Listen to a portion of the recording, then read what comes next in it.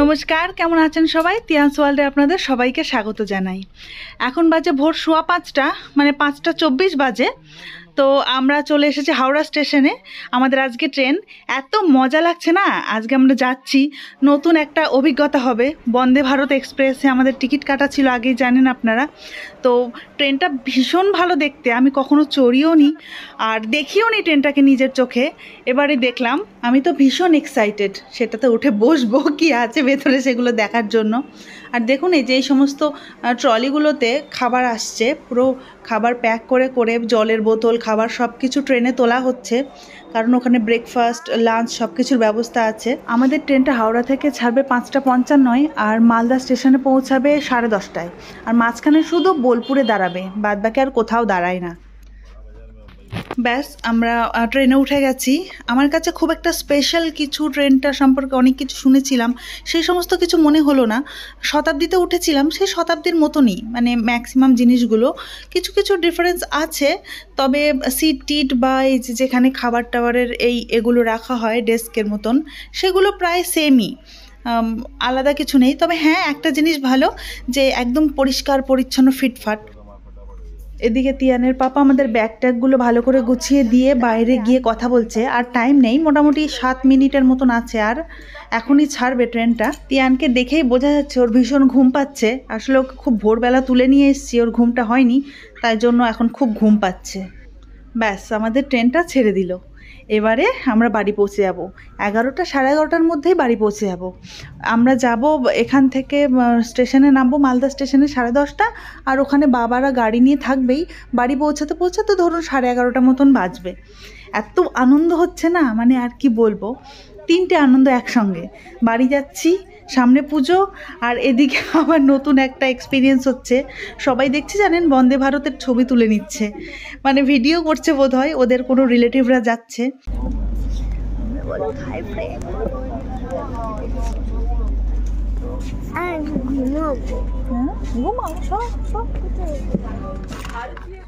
Tian পাশের সিটে ঘুমিয়ে গেছে, আর আমি বসে বসে কি করব ভাবছি, একটু আনন্দবাজার পত্রিকাটা দিয়েছে যখন, দেখেই নি। ট্রেনে ওঠার মোটামুটি 15 থেকে 20 মিনিট হয়েছে। এখন চা দিয়েছে, চায়ের সঙ্গে চকোপাই দিয়েছে একটা, আর 2টো বিস্কিট দিয়েছে, যেটা একটা প্যাকেটের মধ্যে ছিল। আর চাটা ভীষণ টেস্টি ছিল, এলাচি ফ্লেভারের। তো তিয়ান যেহেতু ঘুমোচ্ছে, তা তিয়ানেরটা আমি আমার পার্সের মধ্যে ঢুকিয়ে নিয়েছি। বাঙালি বলে কথা, কোনো কিছুই ছাড়া যাবে না, ফ্রিতে যা দেবে তাই নেব। আর এইদিকে চায়ের প্যাকেটটা গুলিয়ে নিয়ে আমি চা খাওয়া শুরু করে দিয়েছি। ভাবলাম তিয়ান ঘুমুক, ওকে আর ডাকবো না, একবারে যখন ব্রেকফাস্ট দেবে তখন ডাকবো। এখন আমি বরং আরামে একটু চা খেয়ে নিই। চা খেয়ে একটু ঘুমিয়েছিলাম, আর উঠলাম এখন বাজে 8:15। আর বোলপুরের টাইমিং তো ছিল 7:40 ডিপার্চার টাইম, তো তার মানে বোলপুর পেরিয়ে গেছে এখন। ব্রেকফাস্ট করার আগে চলুন একবার টয়লেট থেকে ঘুরে আসি, আগে তিয়ানকে ঘুম থেকে তুলি। এই ট্রেনের বাথরুমটা আমার বেশ পছন্দ হয়েছে। মাঝখানে বেসিন আছে, জায়গাটা একটু কম, তবে বেসিন আছে। বেসিনে একদিকে যেমন হ্যান্ড ওয়াশের একটা জায়গা আছে, আর একদিকে আছে হ্যান্ড ওয়াশ করার পরে যেটা ড্রায়ার, ওটাও আছে, ওটার ব্যবস্থা আছে। আর পুরো নিট অ্যান্ড ক্লিন, খুব সুন্দর। চলুন এবার দেখে নিই ব্রেকফাস্টে কী কী দিয়েছে।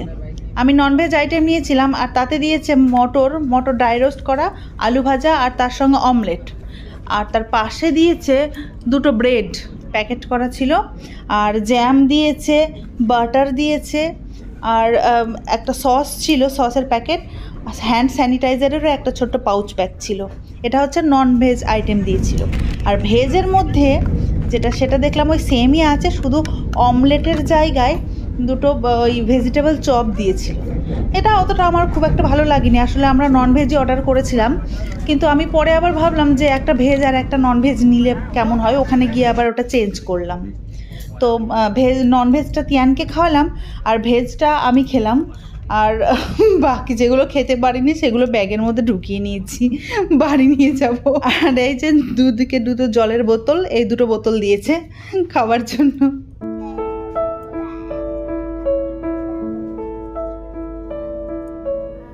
দেখতে দেখতে আমরা নিউ ফারাক্কা জাংশনে এসে পৌঁছে গেলাম।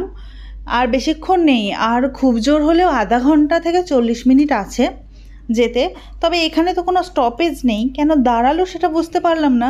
আমার মনে হয় সামনে কোনো সিগন্যাল পায়নি, আর ট্রেনটা অনেকটা ফাস্ট চলে এসছে, তো তাই জন্য হয়তো লাইনটা ক্লিয়ার করার জন্য এখানে দাঁড়িয়ে গেল। আমাদের ট্রেনটা এখন যাচ্ছে ফারাক্কা ব্রিজের ওপর দিয়ে। যেহেতু আমি এইদিকে আছি, এটা হচ্ছে বাংলাদেশের দিকে যাচ্ছে জলটা, আমার মনে হয় গেটগুলো খোলা আছে। এত জল, বাপরে বাপ! অন্যান্য সময় যখন আসি তখন এত থাকে না জল, পুরো জায়গায় জায়গায় বালির চর পড়ে থাকে, কিন্তু এখন দেখুন একদম পুরো ফুলে ফেপে গেছে।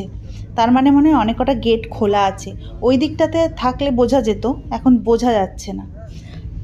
আর একটা জিনিস দেখায় চলুন।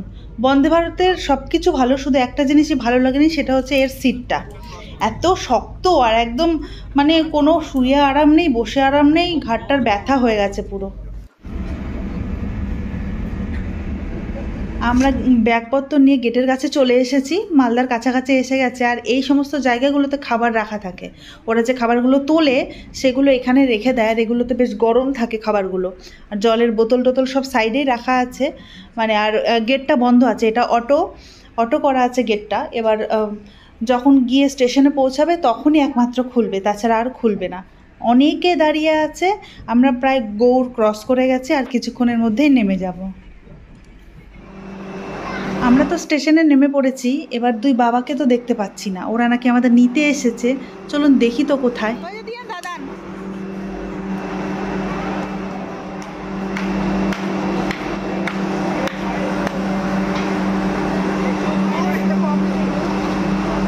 দুই দাদুকে দেখে তিয়ানের তো ভীষণ আনন্দ, মানে ও কি করবে কি না করবে পাগল হয়ে গেছে।